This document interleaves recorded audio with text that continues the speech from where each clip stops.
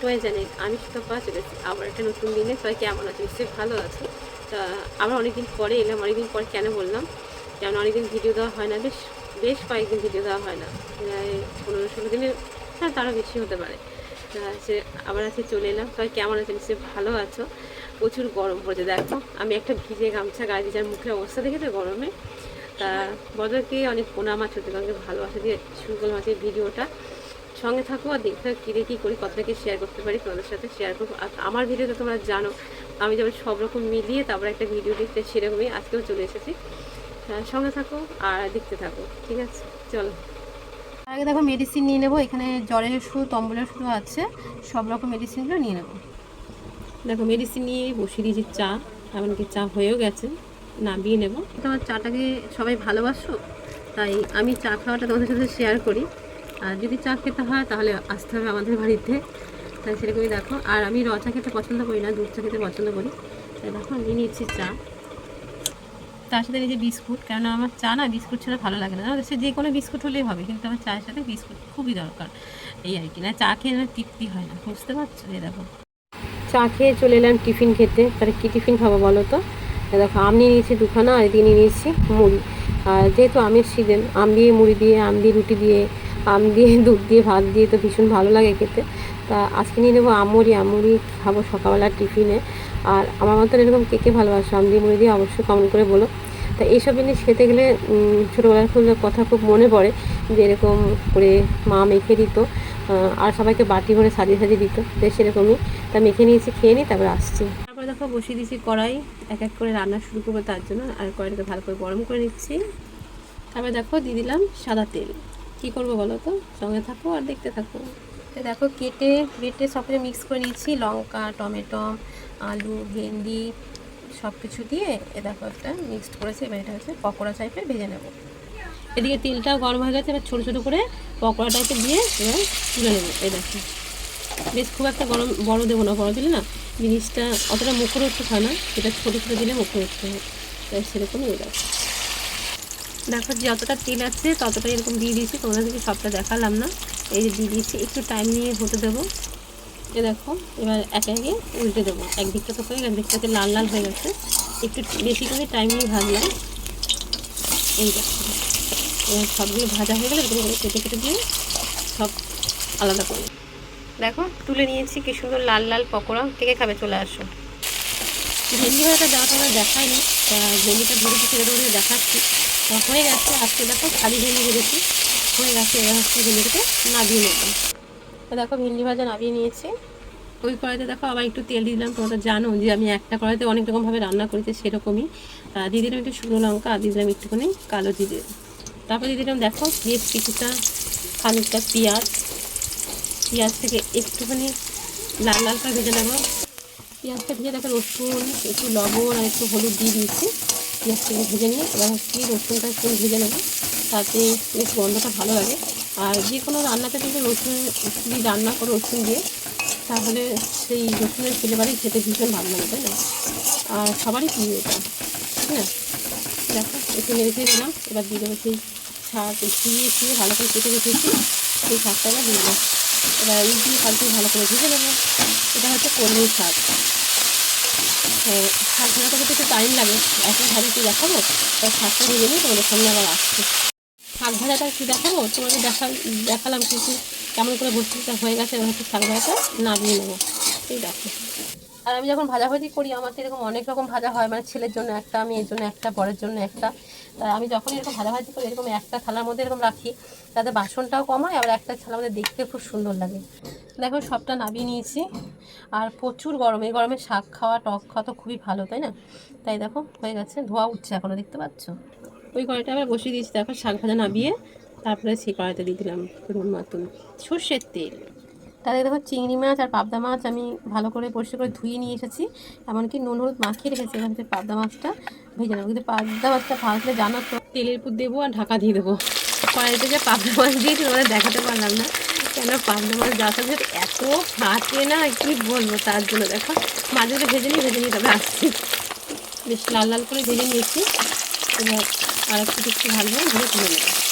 প্রথমে যখন দেওয়া হয় ওরে বাবা এত ফাটে কি। আর দেখো প্রত্যেকটা মাছের ডিম হয়েছে, দেখতে পাচ্ছ। পাবদা মাছ থেকে কত ভালো আছে।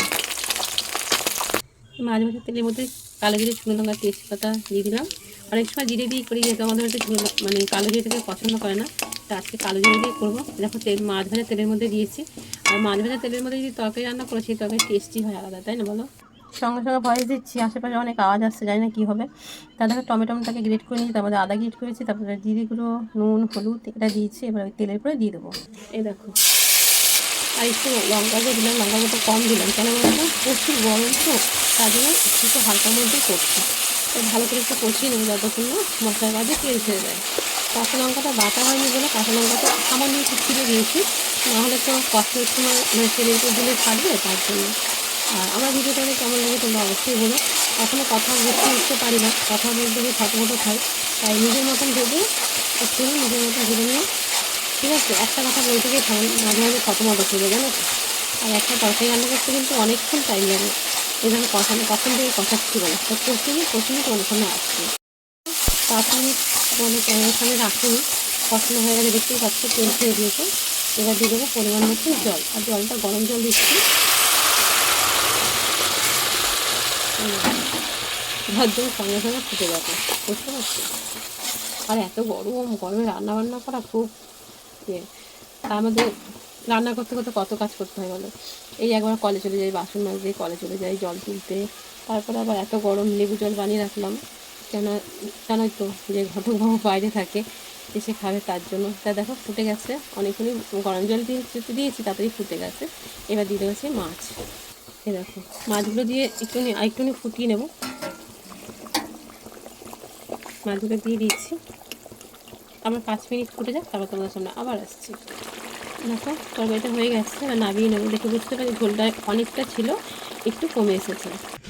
নামিয়ে নিয়েছি পাবদা মাছের তেল ঝাল। যতটা সহজ তোমাদেরকে দেখালাম ততটা সহজ না, কষানোগুলো আমি তুলিনি, দেখতেই পারলে তোমরা। তা কেমন আছে অবশ্যই বলো। গরমে বেশ পাবদা মাছের তেল ঝাল।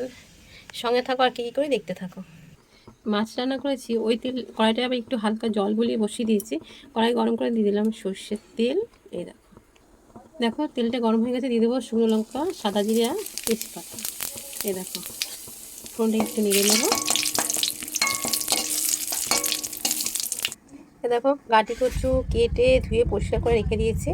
এবার তেলের উপর দিয়ে দেবো গাটি কচুটা, একটু নাড়াচাড়া করে নেবো। দেখো একটু হালকা ভেজে নিলাম গাটি কচুটা। আর আগেকার দিনে মা ঠাকুমারা কী করতে পারবে, গাটি কচু সিদ্ধ করতো, সিদ্ধ করে ছুলে তারপর রান্না করতো, সেই তরকারি টেস্টটা মানে ভীষণ ভালো একটু, তাই না। দেখো ভেজে নিয়েছি একটুখানি গাটি কচুটা। তো আমি তো গাটি কচুটা ভীষণ ভালোবাসি, জানো। এবার দিয়ে দেবো পরিমাণ মতন লবণ, পরিমাণ মতন হলুদ গুঁড়ো, সামান্য জিরে গুঁড়ো, আর দিয়ে দিলাম লঙ্কা গুঁড়ো। যদিও বা লঙ্কা গুঁড়োটা না দিলেই ভালো হতো। আর দিয়ে দেবো সামান্য পরিমাণে একটু জল কষানোর জন্য, যাতে মধ্যে বেরিয়ে না যায়। এরকম মশলাটা কষিয়ে নেবো। আর গাটি কচুটা যে হলুদের একটা কালার থাকে সেটাই ভালো লাগে, কিন্তু আমাদের আবার এখন লঙ্কা গুঁড়োর কালার খেয়ে অভ্যাস হয়ে গেছে, যার জন্য একটু দিয়ে দিলাম। এবার ভালো করে কষিয়ে নেবো যতক্ষণ না মশলাটা ভালো করে কষানো হয়। তা কষিয়ে নিই, তারপর তোমাদের সামনে আসি, ঠিক আছে। দেখো অনেকটাই কষানো হয়ে এসেছে, অনেকক্ষণ কষিয়ে নিই, তারপর তোমাদের সামনে এসেছি। আর এই যে দেখো চিংড়ি মাছটা ভেজে রেখেছিলাম, সেই ভাজা মাছটা এর মধ্যে দিয়ে দিলাম, দিয়ে গাছি কচুর সাথে আবার বেশ খানিকক্ষণ করে কষিয়ে নেবো চিংড়ি মাছটা। দেখো কষানো হয়ে গেছে, তরকারিতে তেল ছেড়ে দিয়েছে। এবার দিয়ে দেবো জল, আর গরম জলে দিয়ে দেবো। এরকম গরম জল দেওয়ার সঙ্গে দেখো ফুটে গেছে। এবার আবারও বেশ খানিকক্ষণ তরকারিটা ফুটিয়ে নেবো, তার জন্য দেখো ফুটে যাক, তারপর আসছি। এই একই ফোটাফুটি কী দেখো বলো তো, তার জন্য দেখো ফুটছে। দেখো হয়ে গেছে গাটি কচুর তরকারি, নামিয়ে নেবো। দেখো নামিয়ে নিচ্ছি চিংড়ি মাছ দিয়ে গাটি কচু দিয়ে তরকারি। তাই সঙ্গে কী কী রেসিপি আছে চলো দেখাই তোমাদের, সঙ্গে থাকো। দেখো গাটি কচুর তরকারি, তার সাথে পাবদা মাছের তেল ঝাল, তার সাথে ভেন্ডি ভাজা, শাক ভাজা, এইসব তো। আর যেহেতু বাঙালি ভাত তো থাকতেই হবে, তাই না। তাই গরম গরম ভাত, যেহেতু আমের সিজন, আম থাকবে না তাই কোনো কথা হয়। আর দেখো শশা, তার শশার আমটা কেটে নিচ্ছি, কেটে নিয়ে তারপর দেখাই। এই দেখো শসা, লেবু, তার সাথে আম কেটে নিয়েছি। তো আজকের ভিডিওটা কেমন লাগলো তোমরা অবশ্যই বলো। সবাই ভালোবেসে পাশে থেকো, সবাই সুস্থ থেকো, ভালো থেকো। দেখা হবে নতুন কোনো ভিডিওর সঙ্গে। আর প্রচুর গরম পড়েছে, সবাই সাবধানে থেকো, বেশি বেশি করে জল খেও, এটাই বলবো। আর তোমরা আমার পাশে থেকো, আমিও তোমাদের পাশে আছি সবসময়ের জন্য। আর আমি তোমাদের কমেন্ট দেখে চলে যাব। তাহলে আজকের মতন আসি, সবাইকে টাটা।